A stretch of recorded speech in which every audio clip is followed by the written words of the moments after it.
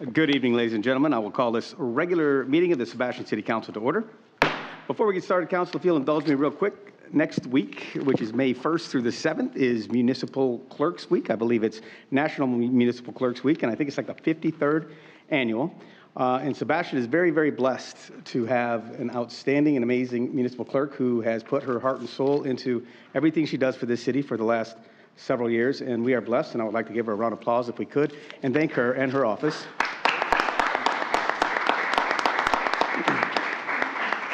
Thank you, and with that, I would also ask that we dedicate this meeting to Jeanette Williams, Clerk of the City of Sebastian, and her office for the outstanding work that she does. Here, here. All right, thank you. Roll call, please. I'm sorry, we'll all rise for a moment of silence and then remain standing for the Pledge of Allegiance that will be led by Councilmember Jones.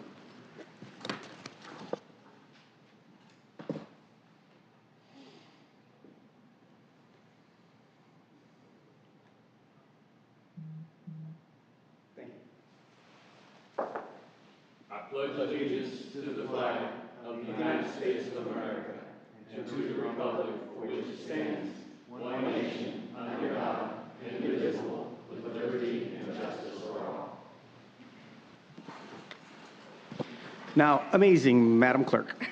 Roll call, Mayor please. Hill. Here. Vice Mayor Jones. Here. Councilmember Dodd. Here. Councilmember McPartlin. Here. And Councilmember Nunn. Here. Thank you. Council, do you have any agenda modifications this evening? All right, hearing none, we have a couple of proclamations that we're going to go ahead and read. I will go down on the floor and read one to Mindy Hortensia for Sexual Assault Awareness Month.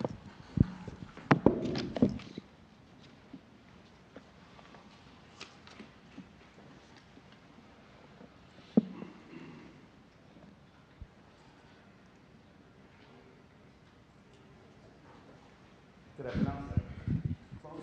I didn't even hear you, so I'm sure you did. Perfect, it was right there. It was right. We'll go with that. Great. We're going to go ahead with the proclamation for Sexual Assault Awareness Month, which is April 2022. Whereas sexual violence is a widespread public health problem and impacts many people in the city of Sebastian, and whereas every day too many women, men, and children suffer pain and trauma of sexual assault in all of its forms, and these crimes go unreported, leaving long-lasting physical and emotional scars. Whereas during National Sexual Assault Awareness Month, we recommit ourselves to lifting the veil of secrecy and shame that surrounds sexual violence, expanding support and understanding for survivors by speaking out against harmful attitudes and actions, realizing each day is an opportunity to create change. Now, therefore, I, Jim Hill, Mayor of the City of Sebastian, do hereby proclaim April 2022 as Sexual Assault Awareness Month. Thank you.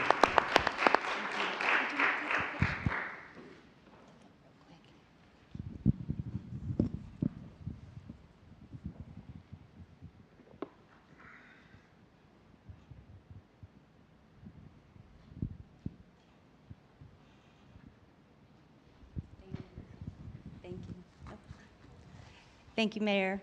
I'll just take a moment. Good evening, council members. We really appreciate this acknowledgement. My name is Mindy Fetterman. This is Hortensia Mahan. She works with all of our Spanish-speaking survivors, which actually in the last 6 months, we've had an increase of 40% of Spanish-speaking survivors. So this is not something that we only pay attention to during April. This is something that we do all year. And we're really excited to stand before you today because we're celebrating our 10-year anniversary. And in that 10 years, what I want you to know is that we have uncovered that our work is really dealing with an epidemic. A lot of people don't realize that what we do is dealing with an epidemic. I started this work because I myself am a survivor of gang rape and childhood sexual abuse. A lot of people in this room may think that this is not something that affects them. But I want you to know that the numbers are 1 in 4 for girls before the age of 18. For boys, it's 1 in 6. But how many of you in here have children of your own? How many of you are grandparents? So most likely, I'm not the only one in the room. But more importantly, last year, it cost taxpayers $127 billion in healthcare costs. So I know everybody cares about that. So even if you don't know a survivor, it's everybody's issue. I also want you to know that we're really excited to be able to received this proclamation today because we're celebrating Denim Day. Back in the early 90s, there was a criminal case in Italy where a judge threw out the case because he said that the victim had jeans on that were too tight. So therefore, she must have consented to sexual intercourse with her rapist. And therefore, there was an outcry, and since then, every last Thursday of Sexual Assault Assistance Month, or Awareness Month, we all wear jeans to say that it doesn't matter what you're wearing, that's not what causes rape. So we need to talk about this issue, we need to acknowledge it, and we're very grateful to be able to talk about it in front of you all today, because that means that we don't have to be in silence, so thank you. Thank you, sir.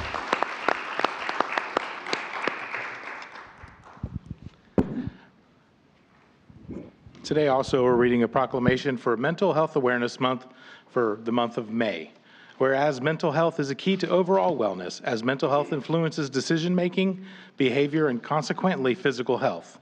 And whereas as community leaders, we must prepare for an increase in demand on services through education, outreach, and even greater access to care to ensure our community's overall health. And whereas the City Council of Sebastian strives to be a community who supports mental wellness, including greater access to treatment, increasing educational tools and resources for our citizens, and continually support citizens with mental health opportunities. Now, therefore, the Mayor, Jim Hill, of the City of Sebastian hereby proclaims May 2022 as Mental Health Awareness Month in the City of Sebastian, Florida. In witness whereof, he has set his hand upon and caused the seal of the City of Sebastian to be affixed this 27th day of April, 2022. All right, thank you.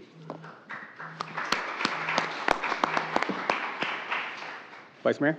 Under brief announcements, on Friday, May 6th, the Sebastian River Area Chamber of Commerce will have their concert in the park at Riverview Park from 5:30 to 8 p.m., and that's going to be chemistry. It's going to be there, so thank you. All right, thank you, sir. Any other announcements from council? Nope. All right, hearing none. We'll move on to item 7, which is public input.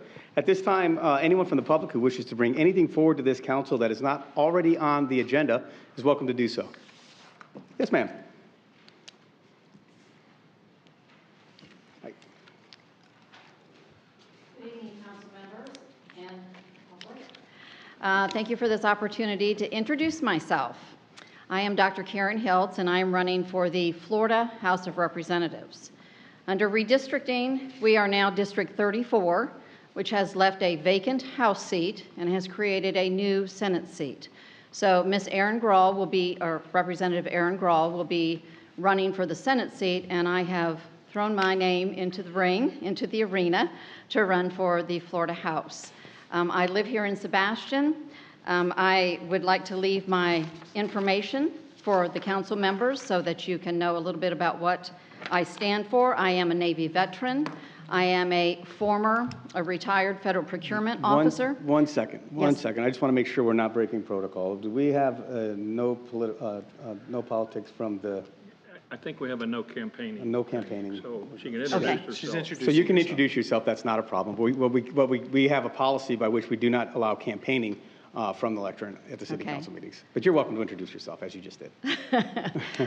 Just to give a little bit of information about myself, I'll leave my cards with the clerk. And I just wanted to introduce myself and let you know that I am running and that I am a resident of Sebastian, and I look forward to serving you in the House of Representatives. Thank you very much. Thank you. Yes, sir. Mayor Hill, this isn't campaigning, but I would really look forward to having a resident of Sebastian in Tallahassee a year from now. That sounds like campaigning, but we'll get to the silly season starting early. But there's no offense. It's just we want to make sure that we treat everyone equal. I understand. So we can't allow campaigning, but we very much appreciate you being here, and good luck in your campaign. Thank you so much. All right, thank you. Anyone else wish to come forward? All right, seeing none, we will move to me recessing the city council meeting and reconvening as the Community Redevelopment Agency. Item 8A, approval of minutes. Council, what's your pleasure? Mr. Mayor, I move approval of the minutes. Motion second. All those in favor signify by saying aye. Aye. Opposed, same sign. Thank you. Motion carries. Item 8B, fiscal year 2021 CRA annual report. Mr. Carlon. Yeah, Mr. Mayor, this is the annual report as it states in the title. We're required under Florida statute to submit it every year. We submit it to the CRA board and we ask that you accept it and then advance it over to the city council to approve it, and then we'll transfer it up. So I'd ask you to accept and forward to city council the transmittal and the annual report for the Community Redevelopment Agency. If any particular questions on the report, Ms. Frazier is here. Okay, thank you. Council, do you have any questions of staff, or would you like to make a motion? I move approval of the fiscal year 2021 CRA annual report. I'll second that. All right, thank you. Anyone from the public wish to speak on the fiscal year 2021 Sebastian Riverfront CRA annual report as submitted by staff? Any questions from council? Or, from the committee members? I beg your pardon. All right, seeing none, roll call, please. Vice Chairman Jones, Yes. Mr. Dodd, Yes. Mr. McPartlin, Yes. Mr. Nunn, Yes. and Chairman Hill. Yes. Motion carries. All right, thank you. I'll now reconvene the city council meeting. And that moves us to item 10, the consent agenda. Council, what's your pleasure? I'd like to make a motion to approve the consent agenda. Second. All right, doesn't look like we have anything on there we need to be too concerned with. Actually, we do. Roll call, please. Councilmember Dodd, Yes. Councilmember McPartlin, Yes. Councilmember Nunn, Yes. Mayor Hill, Yes. and Vice Mayor Jones. Yes. Motion carries. All right, thank you. Moves us to committee reports and appointments. We have an appointment, item 11A, to the Indian River County MPO Citizens Advisory Committee. We had 3 applicants. 1 applicant is currently an alternate, if I'm not mistaken. Is that correct? Yes. Council, what's your pleasure on item 11A? Mr. Mayor, I'd like to move Amber Serter from the alternate up to the permanent position. Second. Any other nominations for that? I just got a question. There's no conflict with that, correct? Because that's the county board versus where she is here in the city.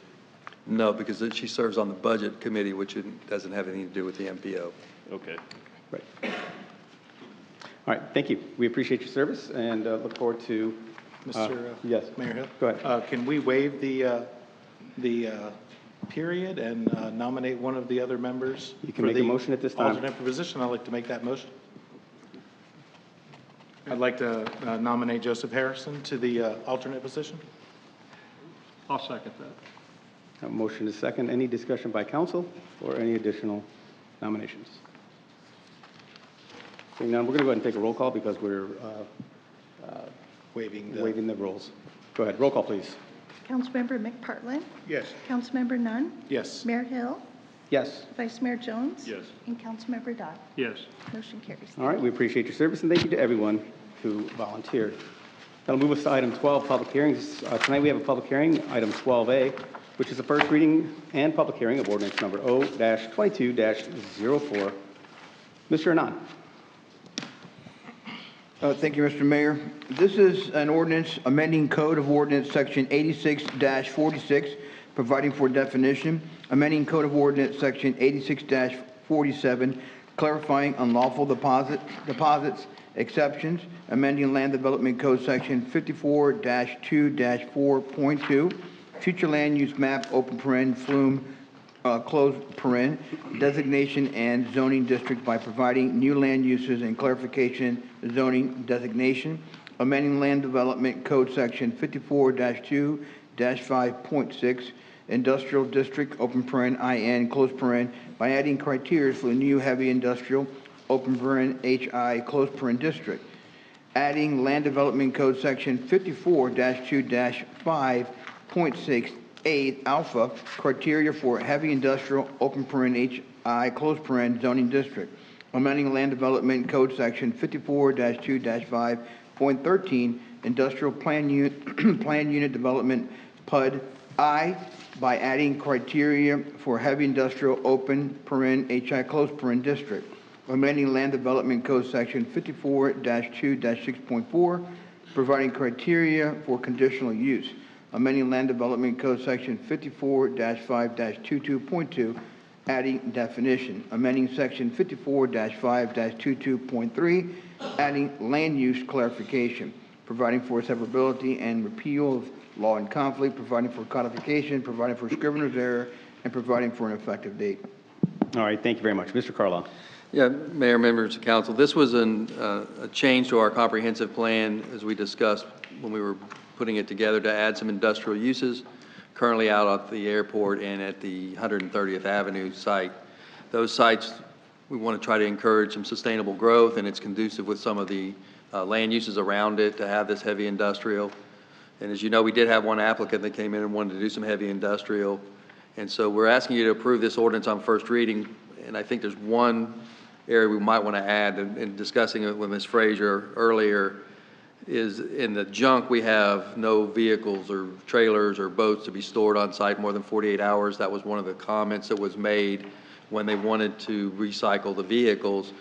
And I just I think it might be important on page 68 under F, outdoor storage, if we actually accentuate that even in this section to add no storage of vehicles or vehicles for recycling shall be stored on site more than 48 hours, because we didn't want to turn it in, council's direction, they didn't want to turn it into a salvage yard, you pick parts.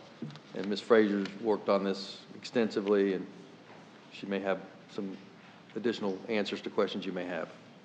All right, where would you put that on page 68? I would put it under F and add it under subsection 3. It's already there, No, that's just parking of semi-trucks. Okay. including the storage or parking of, okay, semi-trucks. Yeah, I misread that. Okay. So you would just put including the storage of parking, semi-trucks and trailers or junk vehicles for more than 48 hours? Correct. To that Vehicles for recycling or Okay. All right, thank you. Council, do you have any questions of staff at this time? Yeah, I just got a couple of questions. First of all, I'd like to know, or for the public to know as well, as how many acres of industrial land do we have in the city? Yes, sir. So I'd like, I'm The so second sorry, part sir. to that would be where are they located? Very good. If I could draw your attention to the comprehensive plan, page 103, which I know you all have a copy of in front of you. But for the public's edification also, it will show in table 1-5 that the city currently has 308 acres designated as industrial. Now, as we further break that down into heavy industrial, of that 308, we only have about 35 acres designated as heavy industrial land use. We have no zoning, heavy industrial zoning at this point, because you are hopefully about to establish that, that zoning district. And then where they're located is scattered around the city. I don't know if we want to put this on the, could we? Would that help you all? Yes. Okay.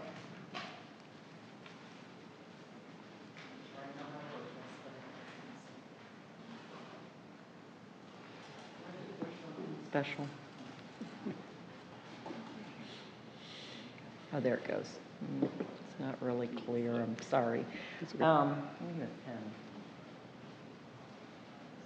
pen. That's what makes her so great. So in this, the area that's in black is designated as the heavy industrial land use. Anything in purple, which is a little difficult to see, is industrial. So this out at the airport is all industrial land use. We have, of course, around the triangle here, south of the triangle, that's all an industrial park.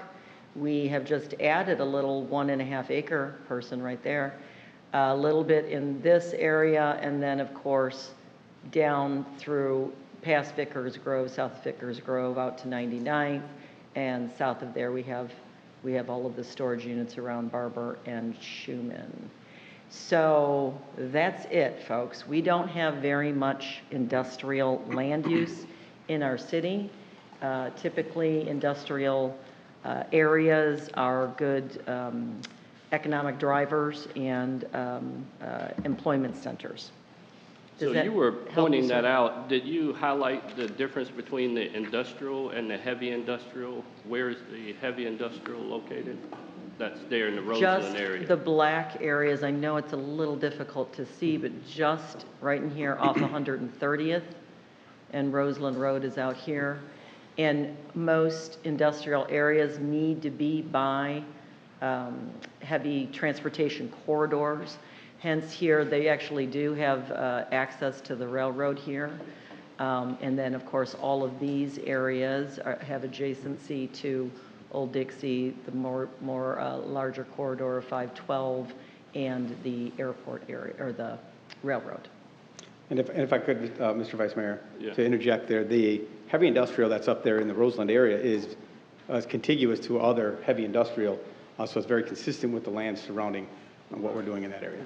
That is correct, Convenience thank you. center up there and Correct. everything. Yeah, and that butts up to the old Ford wire and cable up on that end as well, correct? That's correct. That is correct, and the dump, the county dump, and all of those uses up in that area.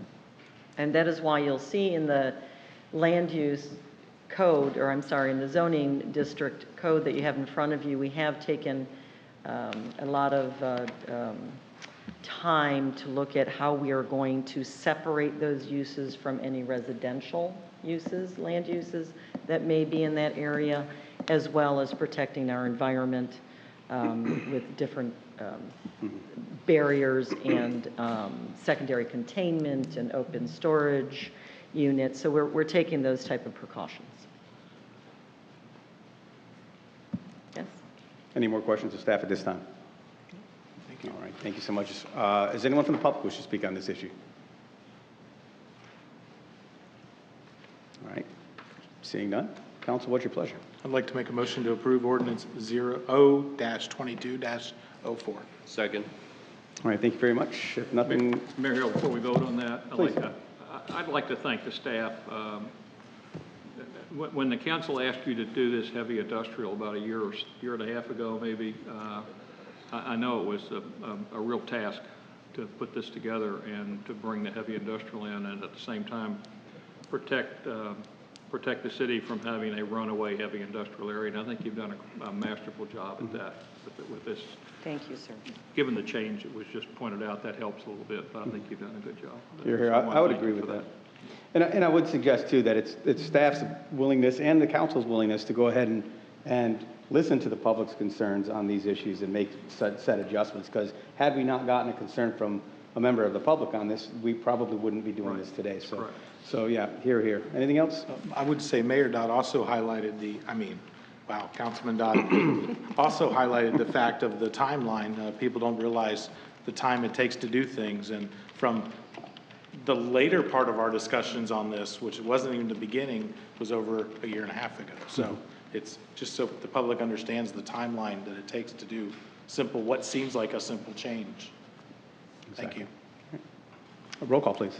Oh, Mr. Mayor, Yes. just the one thing, clarification. On the portion about the no longer than 48 hours, do Yeah. we need to put in 48 business hours? Or, do we think everybody kind of knows it's a holiday weekend or the weekend? Yeah, I think that makes great sense. And then we also didn't have as amended, so we need to make sure with the amendment that was brought forward by the city manager. And I do like the idea of 48 business hours. Staff, okay. There's no problems with that? No, no problem with Is that agreeable to council? Lisa? And your amendment? I'm amending my proposal to the ordinance with the amended changes. The second. Okay, very good. that. Mayor? Yes, sir. I don't mean to interject, but we will have to change it in the definition of junk as well, because the junk doesn't have business hours. Well, if I may, Mr. Carlisle, I believe that it's not junk that even talks about time. Okay. But it is in the conditional use criteria for the recycling centers.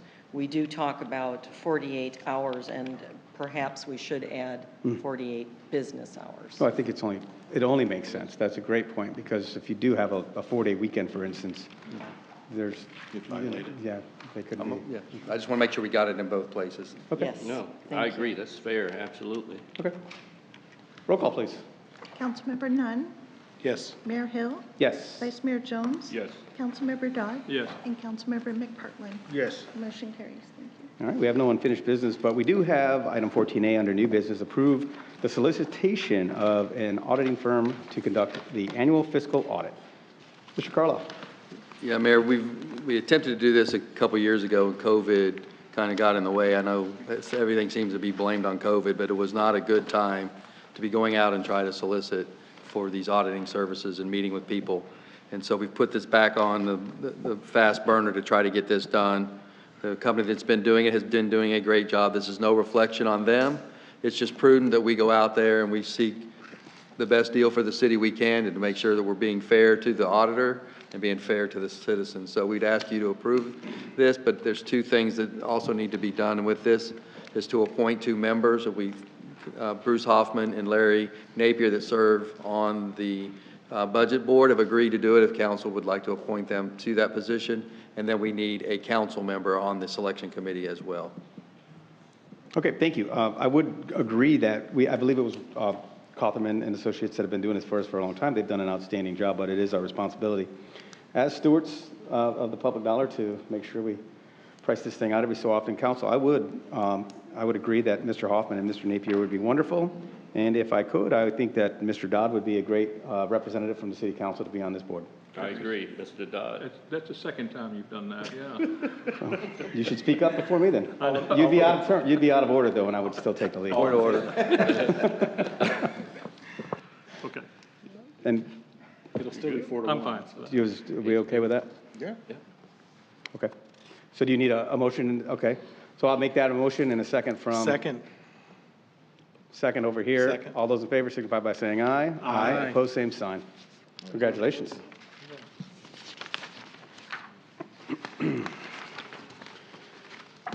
Mr. Anand. Nothing, Mr. Mayor. Thank you. Mr. Carlisle. I have nothing unless you have questions for me. All right, thank you. The fabulous Jeanette Williams, clerk Thank of the you. City of Sebastian. Do you have anything for us? Thank you for the kind words. You're very welcome. Thank you. Vice Mayor Jones. Nothing. Councilmember McParland. Nothing, sir. Thank you. Councilmember Nunn. I've got to say something. Quite all right. No, I was actually thinking about it, that we should have done it during announcements, but I'm going to go ahead and say it now. I've had a lot of people say, hey, I got that survey. So all I say is, please do your best to fill it out. So remember, if you got a survey from the city, we have no idea who they went to. So do your best, please, please, please, to fill those surveys out as honest as you possibly can and send them in, please. Thank you. Yeah, I mean, that's important because each survey represents a number of individuals in the city. So, yeah, amen to that. Very important. Nothing further?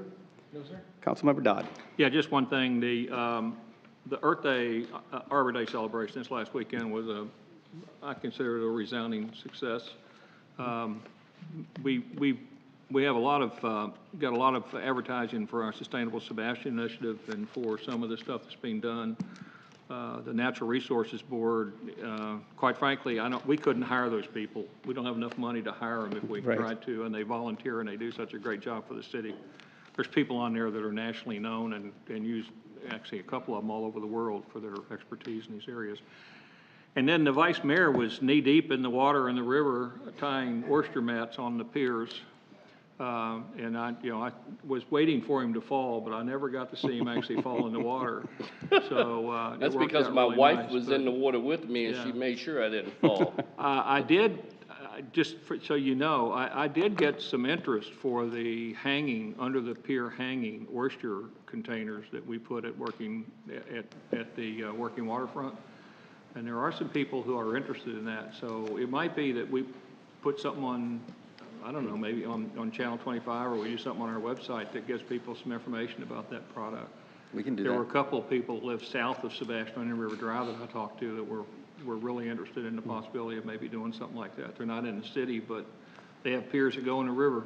So One lagoon. yeah, it's one lagoon. So You know, with that in mind, I don't know if it would be, something that the council would like to discuss, but I would certainly not be opposed to Sebastian having some sort of a grant funding program for all of the docks, not all of the docks, but for many of the businesses along that river to do the same. It's very inexpensive, and hopefully it's effective. I'm not sure. We don't have any necessarily results, but we've seen in other areas where it's effective.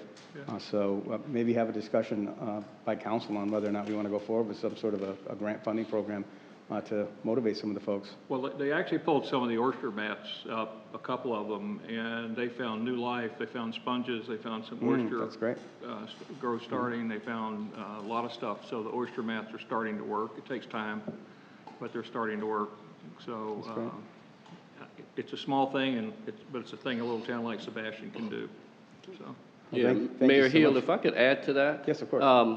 When we pulled the mats off that we placed last year, there were, and don't get me trying to say what the names of some of these filter feeders that we found on the mats that we pulled off, but any filter feeder is good for our lagoon. So there's a lot of different species of filter feeders that we found on our mats that we pulled off from last year. They're looking good. We may have to raise some. We raised some a little bit higher, put some a little bit lower to try to get more growth, but it's really looking good along the riverfront, and I look forward to actually doing it as much as we can to get more of those placed along our riverfront. So I like that idea. So if we could do it, I'm not sure, but we're going to still work on it along with the Natural Resources Board, regardless of what happens, if we can get grants or something for that. So. Yeah, that's great. And I appreciate your hard work and everyone that did that. And again, that's just a wonderful event that the Natural Resources Board has put on. Mr. Vice Mayor Jones was knee-deep in the water, which probably means about waist-deep for me. But we'll go ahead and continue. I have nothing further this evening, and there being no further business, we are adjourned. Thank you.